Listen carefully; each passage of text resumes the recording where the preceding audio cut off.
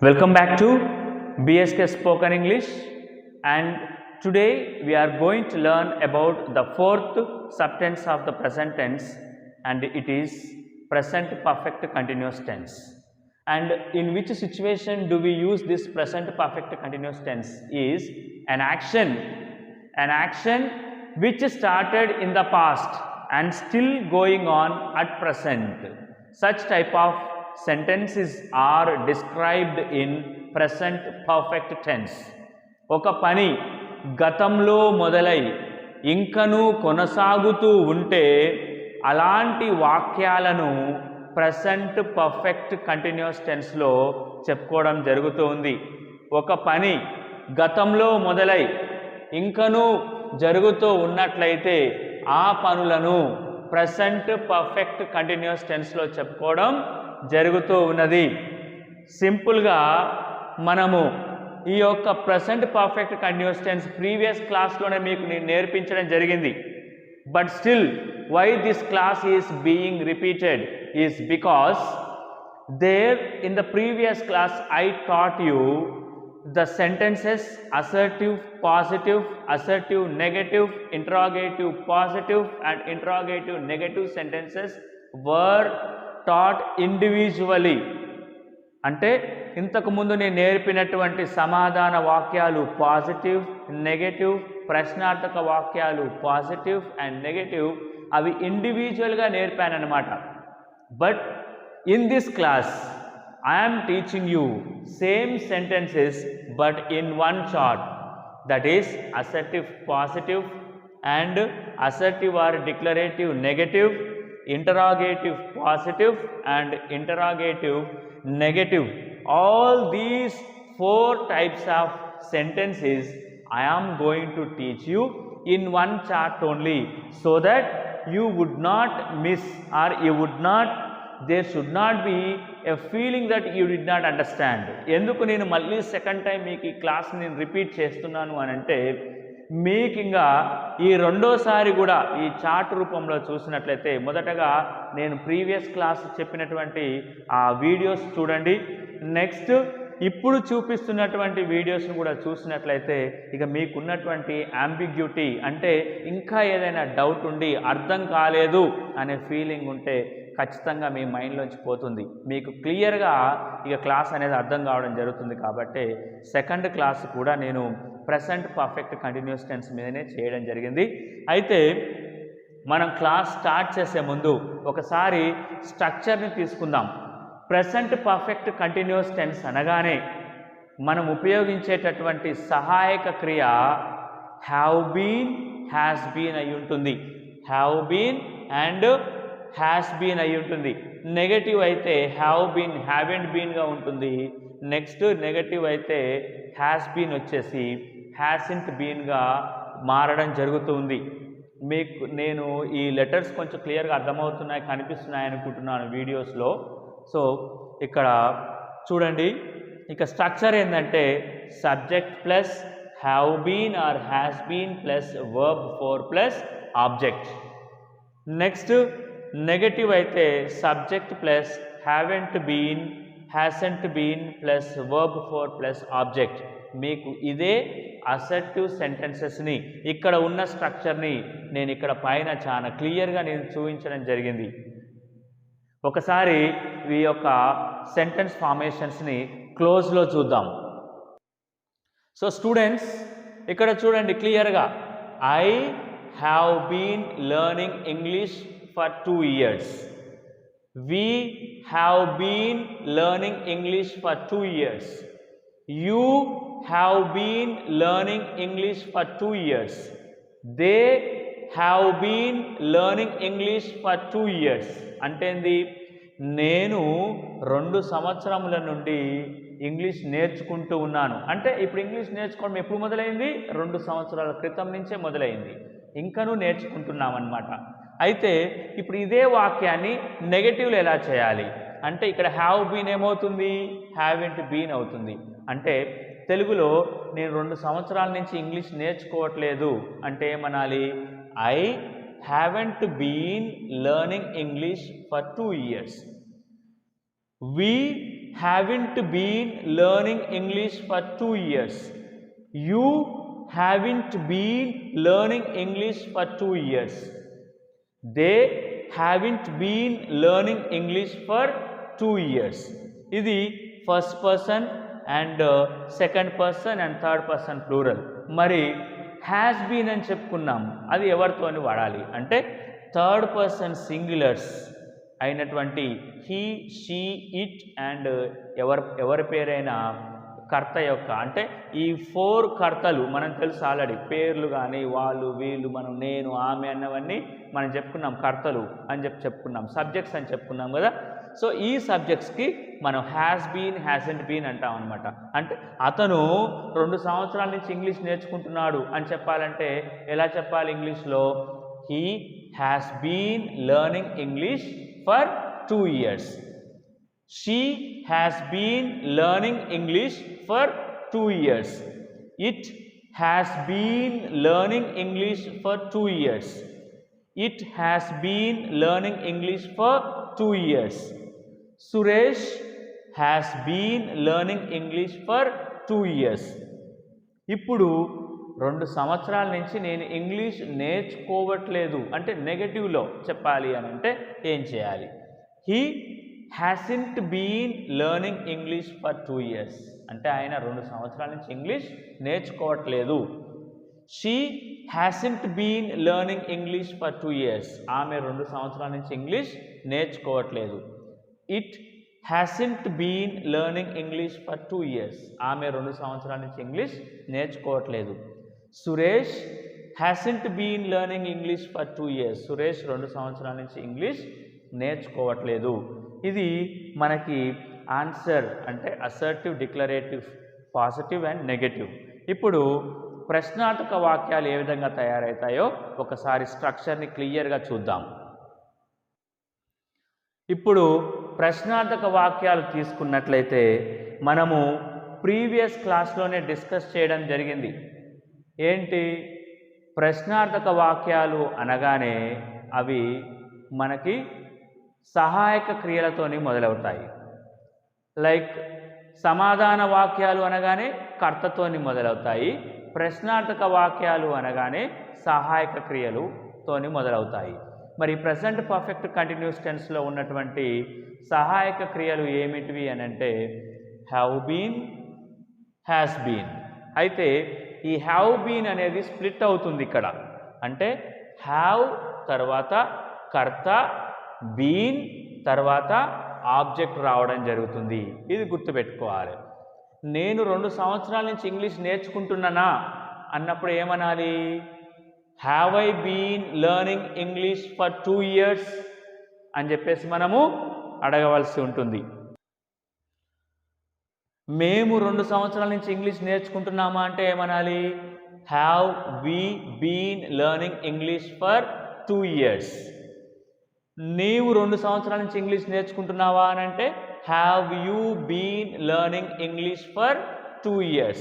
వాళ్ళు 2 సంవత్సరాల నుంచి ఇంగ్లీష్ నేర్చుకుంటున్నారా అని అంటే have they been learning English for 2 years. ఇక నెగటివ్, వాళ్ళు 2 సంవత్సరాల నుంచి నేర్చుకోవట్లేరా అని అంటే haven't I been learning English for 2 years. Haven't we been learning English for 2 years. Haven't you been learning English for 2 years. ఇక అతను, ఆమె, ఇది లేదా ఎవరైనా పేరు, వీళ్ళు ఇంగ్లీష్ నేర్చుకుంటున్నారా లేదా నేర్చుకోవట్లేదా 2 సంవత్సరాల నుంచి అని అంటే స్ట్రక్చర్ ఎలా అవుతుంది? హ్యాస్ ఆర్ హ్యాసింట్ ప్లస్ కర్త ప్లస్ బీన్ ప్లస్ ఆబ్జెక్ట్. ఈ విధంగా మనం తీసుకొని వాక్య ప్రయోగము చేయొచ్చు అన్నమాట. ఇప్పుడు సెంటెన్స్ ఫార్మేషన్స్ చూద్దాము. విత్ ఆల్ ద కర్తలతోటి మనము ఈ యొక్క సబ్జెక్ట్స్ తోటి సెంటెన్స్ ఫార్మేషన్స్ ఎలా ఉన్నాయో చూద్దాం. ఇప్పుడు నేను 2 సంవత్సరాల నుండి ఇంగ్లీష్ నేర్చుకుంటున్నాను అని అంటే ఏమనాలి? I have been learning English for 2 years. నేను 2 సంవత్సరాల నుంచి ఇంగ్లీష్ నేర్చుకోవట్లేదు. ఇప్పుడు అదే వాక్యాన్ని నెగటివ్లో చెప్పాలన్నమాట. అంటే ఏమనాలి? ఐ హ్యావ్ ఏమవుతుంది? హ్యావింట్ అవుతుంది. I haven't been learning English for 2 years.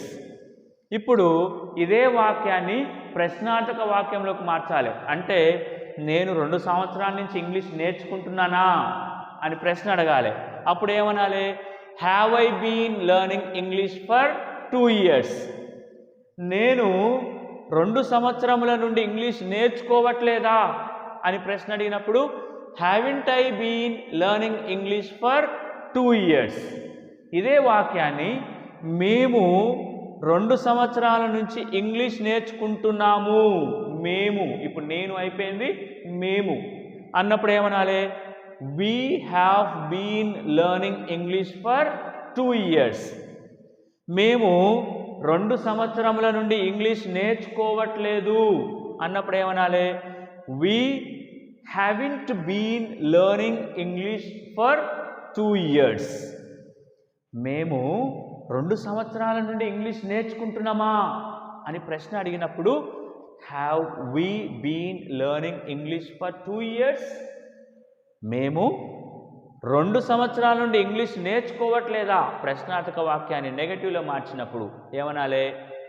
Haven't we been learning English for 2 years అని చెప్పాలి. ఇప్పుడు నేను అయిపోయింది, మేము అయిపోయింది. ఇప్పుడు నీవు అన్నప్పుడు ఏం చేయాలి? అంటే నువ్వు కానీ మీరు కానీ చెప్పినప్పుడు ఏం చేయాలి? మీరు 2 సంవత్సరముల నుండి ఇంగ్లీష్ నేర్చుకుంటున్నారు అన్నప్పుడు you have been learning English for 2 years. నీవు లేదా మీరు 2 సంవత్సరాల నుంచి ఇంగ్లీష్ నేర్చుకోవట్లే అన్నప్పుడు ఏమనాలి? You haven't been learning English for 2 years. మీరు 2 సంవత్సరాల నుంచి ఇంగ్లీష్ నేర్చుకుంటున్నారా? Have you been learning English for 2 years. మీరు 2 సంవత్సరాల నుంచి ఇంగ్లీష్ నేర్చుకోవట్లేదా?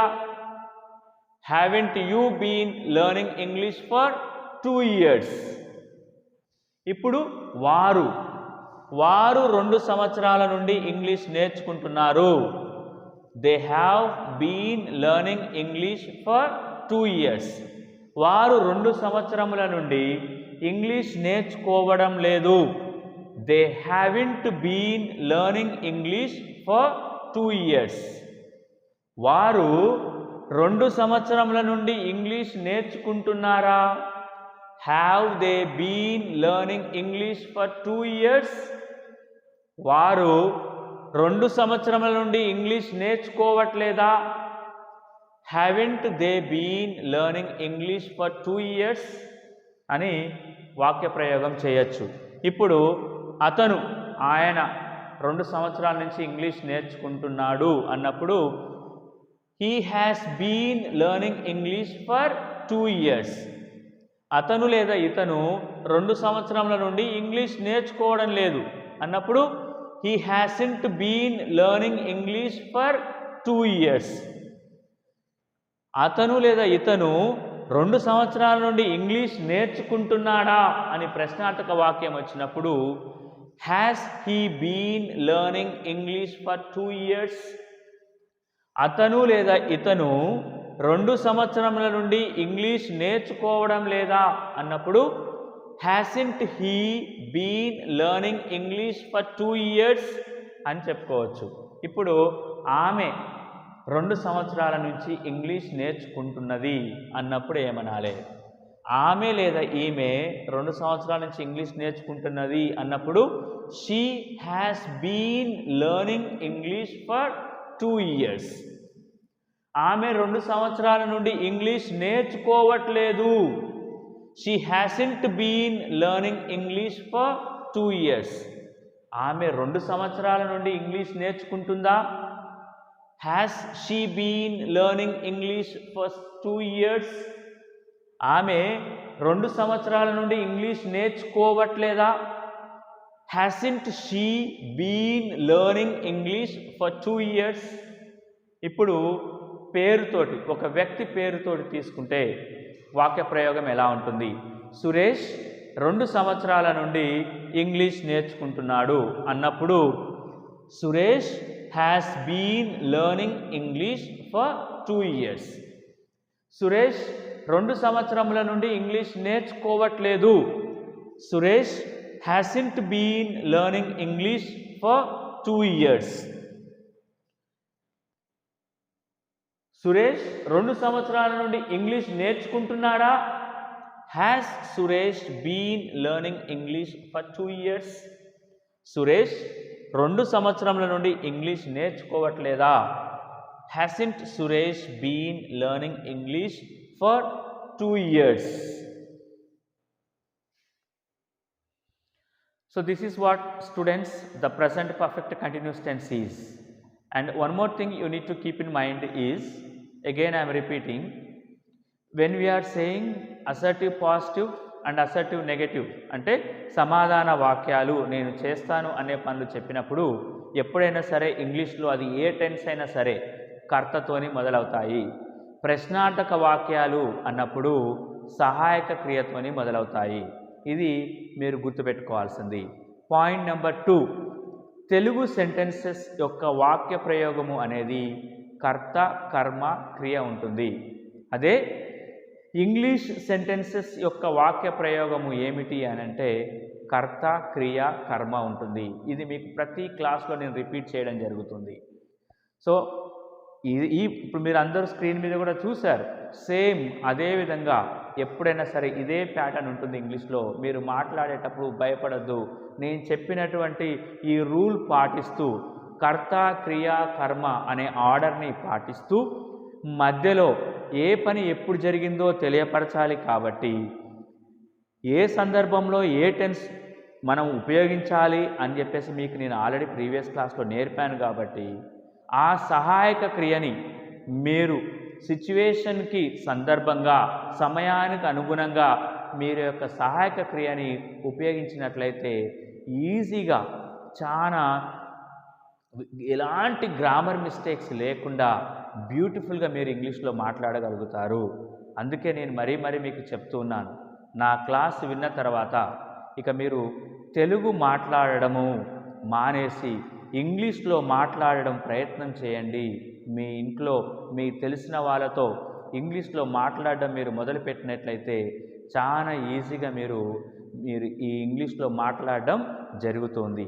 ఇక నెక్స్ట్ క్లాస్లో నేను మళ్ళీ మీ ముందుకి ఈ యొక్క 4 సబ్టెన్సెస్ని ఒకే చార్ట్లో తీసుకురావడం జరుగుతుంది. అంటే ప్రెజెంట్ టెన్స్ యొక్క ఆల్ 4 ఫార్మ్స్ మీకు నేను మళ్ళీ నెక్స్ట్ క్లాస్లో చెప్తాను. ఆ తర్వాతనే మనము పాస్ట్ టెన్స్లోకి వెళ్దాము. అంటే 4 సబ్టెన్సెస్ ఏమేంటివి? Like simple present tense, present continuous tense, present perfect tense, present perfect continuous tense. ఈ 4 టెన్సెస్ని మళ్ళీ ఒకే చార్ట్లో తీసుకొస్తూ మీకు ఏ సెంటెన్స్ అంటే సింపుల్ ప్రెజెంట్ టెన్స్ అంటే ఎలా గుర్తుపట్టాలి, ప్రెజెంట్ కంటిన్యూస్ టెన్స్ అంటే ఎలా గుర్తుపట్టాలి, ప్రెజెంట్ పర్ఫెక్ట్ టెన్స్ అంటే ఎలా గుర్తుపట్టాలి, ప్రెజెంట్ పర్ఫెక్ట్ కంటిన్యూస్ టెన్స్ అంటే ఎలా గుర్తుపట్టాలని ఈజీగా మీకు నేను మళ్ళీ నెక్స్ట్ క్లాస్లో నేను మీకు ఎక్స్ప్లెయిన్ చేస్తాను. Until then have a nice day. Thanks for watching all.